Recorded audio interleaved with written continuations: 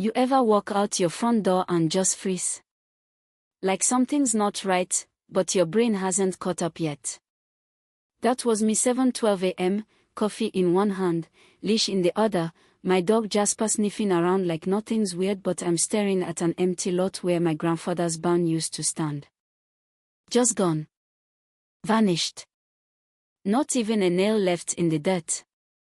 And here's the thing, I never signed off on anything. That barn. It was the soul of my family's land.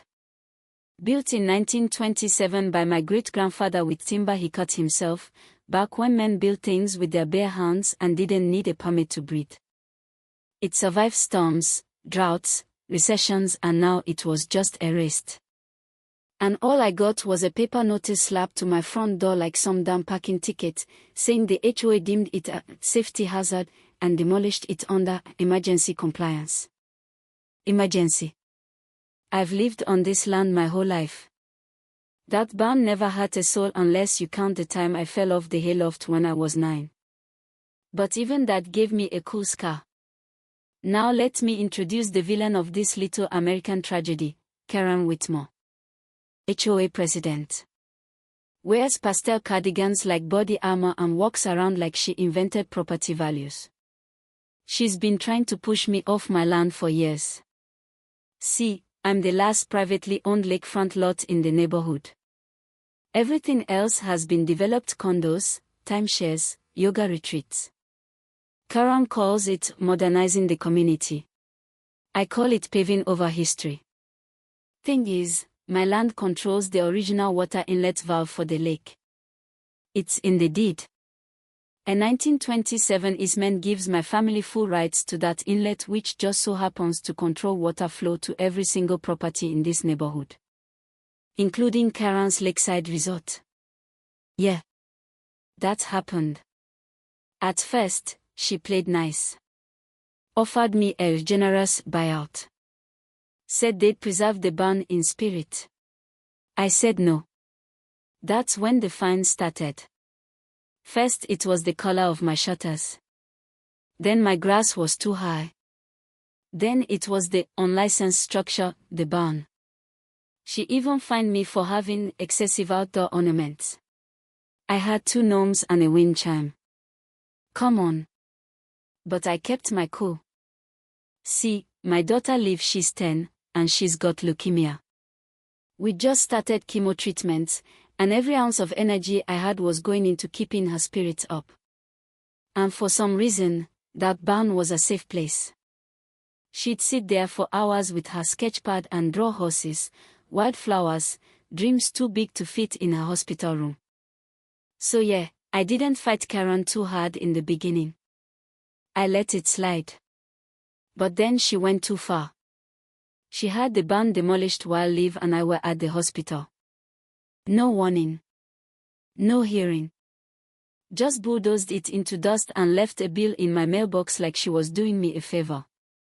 That was the moment something snapped inside me. I went into my dad's old study and pulled out every box labeled property records. Found the deed. Found the easement. Found letters, blueprints, and even a map hand-drawn by my great-grandfather. Every line proved we owned the valve, the land, and the water rights. I called Ray, an old buddy from high school who became a land use attorney. He showed up with a scanner and a look in his eye that said, "Let's burn this down legally." We filed an injunction. Sent a cease and desist to the HOA. And then, we did the thing Karen never expected, we shut off the valve. Not entirely, just enough to make a point. Her resort's fountains stopped bubbling. Her koi pond turned into soup. And guessed. They started leaving. Karen stormed over the next morning, stilettos sinking into my dirt driveway, screaming about sabotage and civil liability. I calmly handed her a copy of the deed and said, "If you wanted to talk water, you should have started with respect." She tried to bluff, said she'd call the sheriff. I said, "Great, bring him. I'll show him the original municipal map." That shut her up. For a minute. But then she got dirtier. She started filing complaints to Child Protective Services, said Liv wasn't getting proper care at home. She harassed my sister, who sometimes babysat. Even contacted the hospital and tried to interfere with our insurance, saying I was mentally unstable and creating hazardous environment. You ever see a 10-year-old get pulled out of a hospital bed for a welfare check because some bitter woman wanted leverage? It's a level of evil I didn't think was real. But what she didn't count on, what she could never understand, was that people talk. Nurses talk. Neighbors whisper. And before long, half the town knew what she was pulling. I started getting calls from folks I barely knew, old-timers who'd had run-ins with Karen, builders who were strong-armed of their land, even a former HOA treasurer who had receipts showing Karen's little landscaping company was funneling funds into a shell account owned by her cousin. That was our twist. We didn't just have land rights, we had motive, evidence, and community outrage. We called a public hearing with the county commission. I showed up with Ray, a stack of evidence, and Liv by my side in her wheelchair. She wore a little pink cap and held a sketch of the barn, her favorite spot, before Karen took it. And when the chairwoman asked if anyone else wanted to speak, Liv raised her hand and said, "That lady took away my safe place, and now she says my dad's a bad parent because he won't sell it." That room went quiet, like a bomb just went off. Karen tried to play the victim, said I was using my sick kid to manipulate emotions. Said I was dangerous. Said I was damaging the community.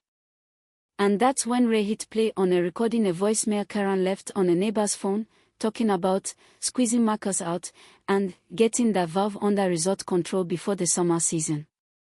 After that, it was done. Karen was removed. Indicted. Her resort investors pulled out. State investigators launched a full probe into HOA corruption across multiple counties. And me. I got to rebuild. We poured a new foundation where the barn once stood. This time, it's Liv's studio. Bright. Open. Full of art supplies, soft music, and wildflowers growing along the edge. Sometimes, I sit out there and think about how close I came to losing it all, not just the land, but the dignity of standing up for something bigger than myself. So yeah, if you're wondering if I regret it. Not a chance. Now I want to hear what you think. If you were in my shoes, would you have sold? Back down. Let someone like Karen rewrite your family story. Drop your thoughts in the comments. Let's talk about what it means to protect history and who really gets to decide what progress looks like. Because sometimes, the most radical thing you can do is refuse to move.